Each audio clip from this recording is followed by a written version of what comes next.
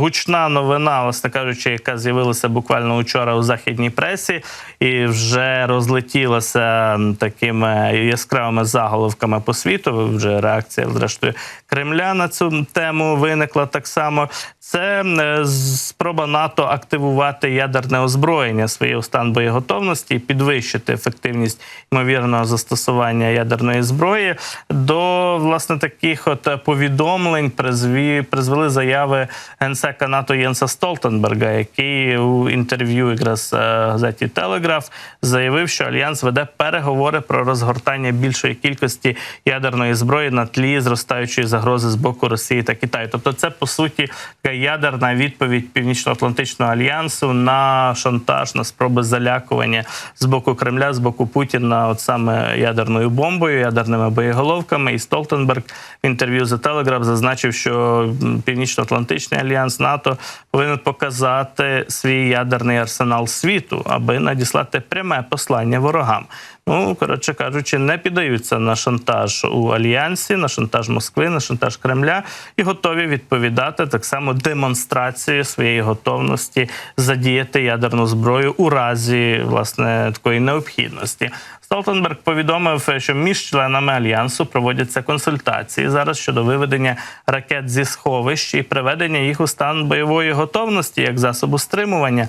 Очевидно, йде мова про якраз такі потужності у Європі, на східному фланзі НАТО, в Центральній Європі. Столтенберг каже, що не буде вдаватися в оперативні деталі стосовно того, скільки ядерних боєголовок має бути у бойовому складі, а скільки на зберіганні, але ми повинні консультуватися з цих питань, і саме це ми зараз і робимо. Так само генсек НАТО повідомив, що ядерна прозорість має бути наріжним каменем ядерної стратегії НАТО, щоб підготувати Альянс до того, що він назвав більш безпечним світом. Тобто метою НАТО не є, звичайно, загострення ситуації з Росією, а лише стримування, лише демонстрація того, що в НАТО теж все в порядку з ядерною зброєю і в разі чого вона може бути застосована у відповідь на можливу російську ядерну агресію. Отож, така важлива заява, я вважаю, тому що дійсно Путін абсолютно в будь-якій ситуації, коли щось іде не по сценарію Кремля, не по сценарію Москви, не так, як він задумав, починає розмахувати ядерними боєголовками. І саме це Росія робить за останні тижні і місяці. Дуже багато, власне, таких демонстративних актів якраз ядерного залякування з боку Росії відбувається, різноманітні навчання, тактичного, стратегічного характеру, спільно з Білоруссю, запрошення, власне, інших країн, які все ще з Росією комунікують, спілкуються, брати участь у таких навчаннях. Ну і, відповідно, НАТО, бачимо, відреагували і навіть публічно відреагували. Це заява для преси від генсека НАТО стосовно якраз ядерної доктрини і приведення до бойової готовності ядерних боєголовок. Це прямий сигнал, звичайно, Кремлю і Путіну, що тут ви своїми дворовими понтами нікого не проведете і на Заході будуть готові рішучу відповідь на такі виклики так само дати. Отже, друзі, далі поговоримо трохи про безпосередню ситуацію у нас на полі бою, оскільки від нашого Генштабу вчора надвечір з'явилося повідомлення про те, що росіяни значно наростили свої зусилля, атакуючи на Покровському напрямку на Донеччині. І не забуваємо, що саме там, по суті, зараз відбуваються найбільш гарячі і масштабні бої. Йде мова про фактично район наведення бойових дій на захід від Авдіївки, це Очеретине, і прилеглі ділянки фронту, Новопокровське, Новоолександрівка, де росіяни прагнуть пробитися, принаймні стратегічно, так чи оперативно вийти на рубежі траси Покровськ-Костянтинівка, і також намагаються, власне, тактичних якихось зараз досягти успіхів, борючись за позиції на різних ділянках фронту на Донеччині в окресленому районі. Адже наш Генштаб повідомляє, що кількість бойових зіткнень за добу лише на цьому напрямку зросла до 40 таких боїв, так і зіткнень.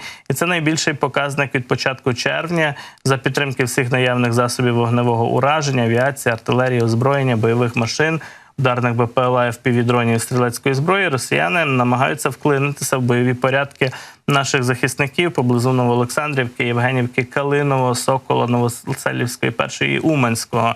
Це от якраз зараз найбільш гарячі ділянки фронту. Про реальну ситуацію якраз на Донеччині, на фронті за кілька секунд, за кілька миттєвостей будемо спілкуватися вже у нашому ефірі. З гостем нашого ефіру залишайтеся, будь ласка, з нами.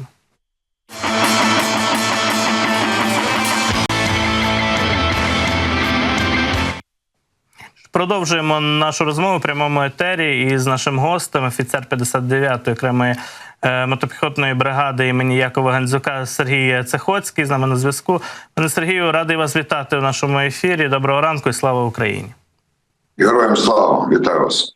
Ми у звіті Генштабу прочитали такі сухі дані про те, що ворог активізує свої наступальні спроби, зусилля на Покровському напрямку. Якщо можна детальніше, як це виглядає безпосередньо на полі бою, ким і чим росіяни намагаються атакувати і де зараз найскладніше? Так, ви правильно сказали, що дуже велика концентрація зусиль ворога саме на Покровському напрямку. Майже половина із всіх штурмувальних дій на полі, в російсько-українському фронті припадає саме зараз на Покровський напрямок. Сюди ворог кидає все, що тільки можливо. Я маю на увазі техніку, озброєння, застосування кабів. І весь час маневрує на полі бою, він весь час маневрує, намагаючись нащупати, скажімо так, якесь слабке місце в обороні і туди зосередити вже, далі там, мабуть, намагатися розвивати цей успіх.